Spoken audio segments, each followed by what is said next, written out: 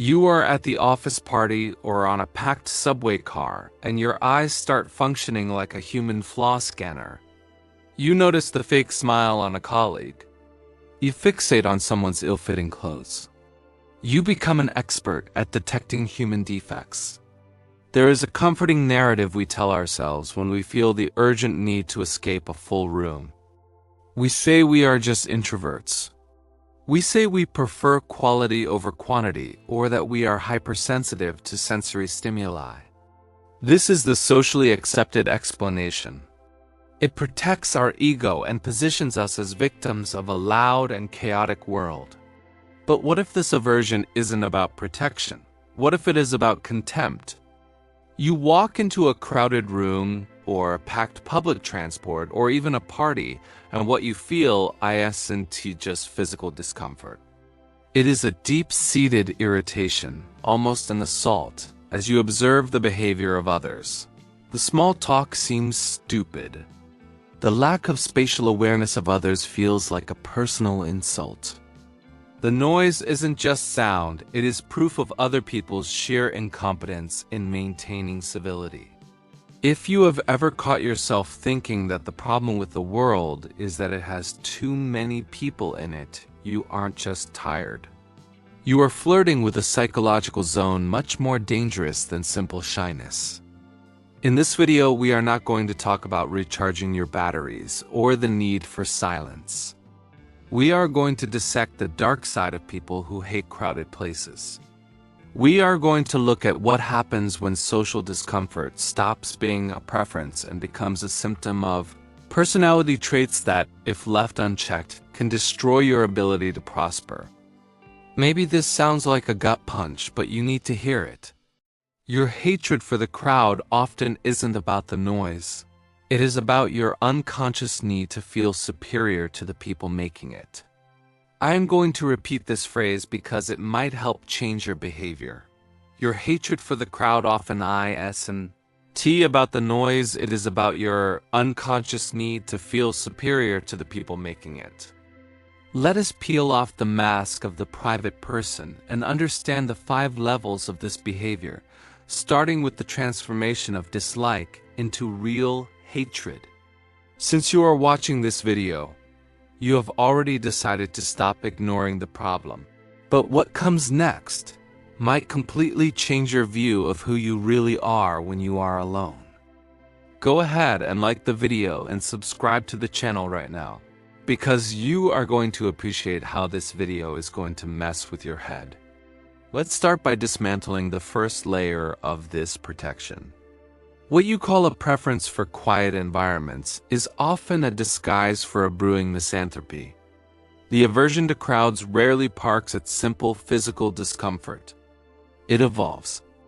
The human brain is a machine designed to seek coherence and to justify the fact that you feel bad around a lot of people. It starts to create a narrative about the quality of those people.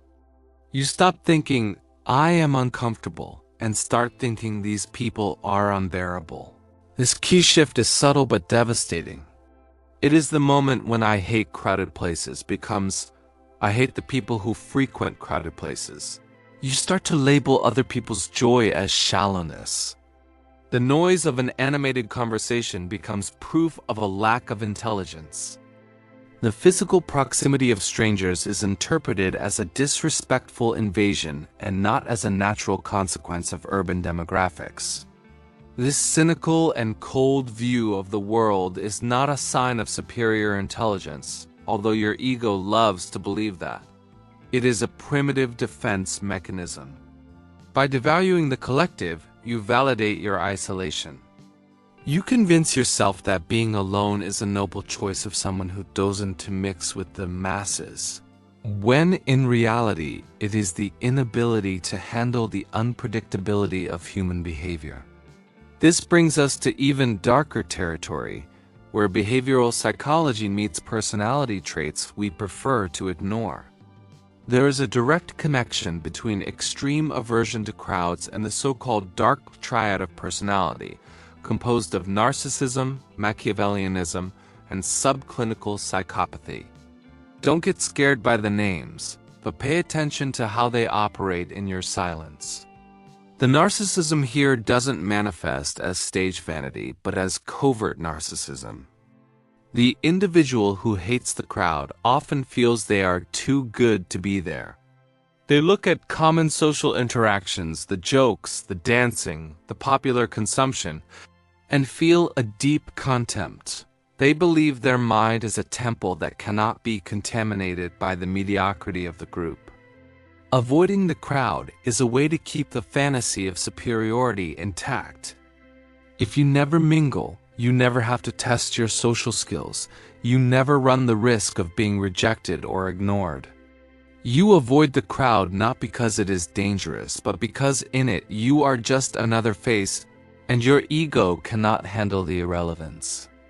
I am going to repeat this phrase because it might help change your behavior. You avoid the crowd not because it is dangerous, but because in it you are just another face, and your ego cannot handle the irrelevance. Along with this, we have the Machiavellian trait and the lack of empathy. In a crowded place, you lose control. You cannot predict who will bump into you, who will talk loudly, who will laugh at something you don't find funny. For a mind that needs control to feel safe, the crowd is absolute chaos. Isolation becomes a tool of power. By withdrawing, you control 100% of the variables in your environment. But the cost of this is the erosion of empathy. When you observe the crowd merely as an obstacle, a block of flesh and noise getting in your way, you dehumanize the people around you. They stop being individuals with stories, pains, and loves, and become just too many people.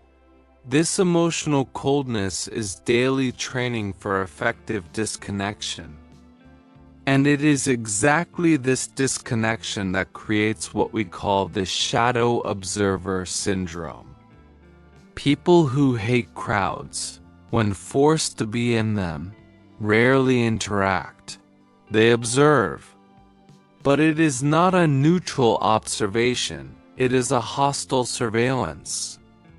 You develop a hyper-alertness focused exclusively on the negative. You are at the office party or on the packed subway and your eyes function like a flaw scanner. You notice the falseness in a colleague's smile. You notice someone's ill-fitting clothes. You listen to fragments of conversations and judge the grammar or the content. You become an expert at detecting human flaws. The problem is that the brain finds what it looks for. If you look for reasons to hate being there, you will find dozens per minute. This behavior transforms you into a mental stalker of other people's reality. You absorb a toxic amount of useless information just to confirm your thesis that the world is a hostile and unpleasant place. The shadow observer doesn't live the experience, they dissect it until they kill it. This excessive analytical posture drains your mental energy much faster than social interaction would. You leave a 2-hour event exhausted, not because you interacted, but because you spent 120 minutes judging, analyzing, and defending yourself from threats that only existed in your cynical interpretation of the facts. You create a self-fulfilling prophecy where the world is bad, so you isolate yourself, and in isolation, you lose the practice of seeing the good side, which makes the world seem even worse when you go back out. When this constant vigilance reaches the limit, the aversion crosses the border of phobia, and we enter the territory of enochophobia, the pathological fear of crowds. The panic of being surrounded, without a clear escape route, activates the reptilian brain. Survival mode takes command and empathy is switched off completely. It is in this state that the private person becomes cold, harsh, or even violent. You stop seeing human beings and start seeing physical obstacles that threaten your integrity. The slow lady in front of you on the sidewalk isn't someone with mobility issues. She is an enemy stealing your time and space. The accidental bump in the hallway isn't a mistake. It is an aggression that justifies a disproportionate response. The need for a quick escape renders you incapable of any kindness. You become the antisocial monster you criticize so much in others, trampling basic social norms just to recover your safety bubble. Your fear justifies your cruelty. And the final destination of this path is isolation used as a weapon, which ends up firing back at the owner. Avoiding crowded places starts as an energy preservation strategy, but it can quickly transform into an addiction to control. The relief you feel when canceling an appointment or staying home on a Friday night releases dopamine.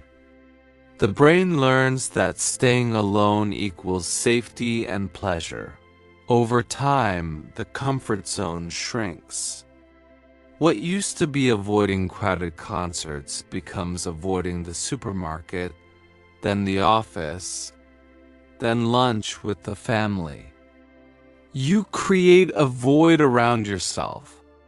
The aversion to the noise of the world also eliminates opportunities, networking, unplanned encounters, and the friction necessary for growth. Extreme isolation leads to a total disconnection from real human emotions. You lose your social calibration. Without the reality test, your paranoia and cynical view grow unchecked inside the echo chamber of your own mind. The silence you sought so much becomes deafening, resulting in chronic loneliness and an inner void that no series, book, or solitary hobby can fill. The cognitive shift you need to make right now isn't about becoming the life of the party. It isn't about loving crowds. It is about stopping the lie that the problem is always everyone else. You need to admit that your intolerance is a weakness, not a virtue. It is a sign of low adaptability. Start asking yourself, am I avoiding this place because it actually sucks? Or because I lack the emotional competence to handle the unpredictable? When you feel the irritation rising in a packed place, instead of judging the people around you, observe your own reaction. Why does other people's joy offend you? Why does the existence of others threaten you?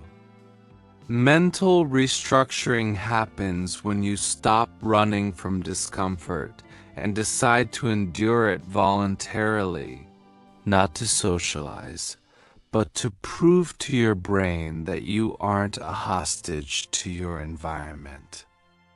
You can keep hiding from the noisy masses, but understand that the world belongs to those who have the stomach to deal with people. Money, opportunities, sex, and power circulate in the middle of the crowd. In the chaos, the noise, and the friction. While you protect your peace at any cost, real life keeps happening out there, messy and vibrant, without you. This is a complex topic, and I'm sure you are reflecting on it. So please leave a comment saying whether you like the content or not and why. Your reflection helps others reflect on the topic too. Take a moment to subscribe to the channel to keep receiving more content like this. See you in the next video.